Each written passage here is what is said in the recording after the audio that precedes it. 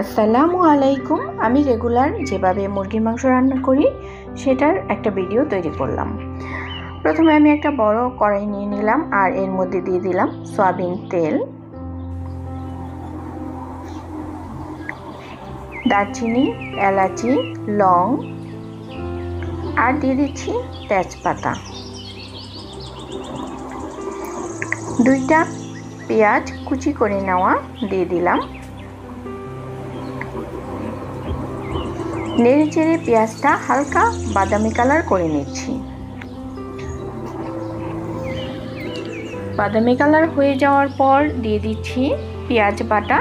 এখানে আমি মাঝারি সাইজের 5টা পেঁয়াজ কুচি করে নিয়ে তারপরে ব্লেন্ডার করে নিয়েছি। পেঁয়াজটা একটু ভেজে নিয়ে দিয়ে দিচ্ছি আদা আর রসুন বাটা।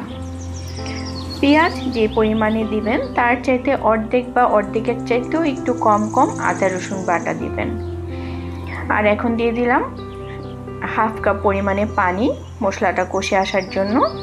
আর এর মধ্যে দিয়ে দিচ্ছি হলুদ, মরিচ, ধনিয়া গুঁড়া আর গরম মশলার গুঁড়া। এখন নেড়ে চেড়ে মশলাটাকে ভালো মতো কষিয়ে নিচ্ছি। মশলাটা 3-4 মিনিট ধরে এইরকম নেড়ে চেড়ে কষিয়ে নিতে হবে। যখন এরকম তেল ভেসে আসবে তখন মনে হবে মশলা কষানো হয়ে গিয়েছে। এখন দিয়ে দিচ্ছি আগে থাকতে কেটে ধুয়ে রাখা মুরগির মাংসের টুকরোগুলো। মশলাটা এখন মাংসের গায়ে মিশিয়ে নিচ্ছি। এই পর্যায়ে দিয়ে দিচ্ছি লবণ।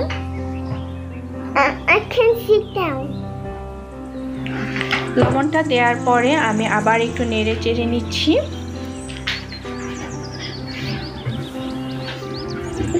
এখন ঢেকে 2 থেকে 3 মিনিট এভাবে রান্না করব।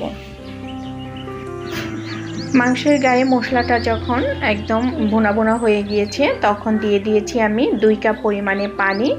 আর পানিটা যখন এইরকম বলক চলে আসছে এই পর্যায়ে দিয়ে দিচ্ছি কেটে রাখা আলুগুলো।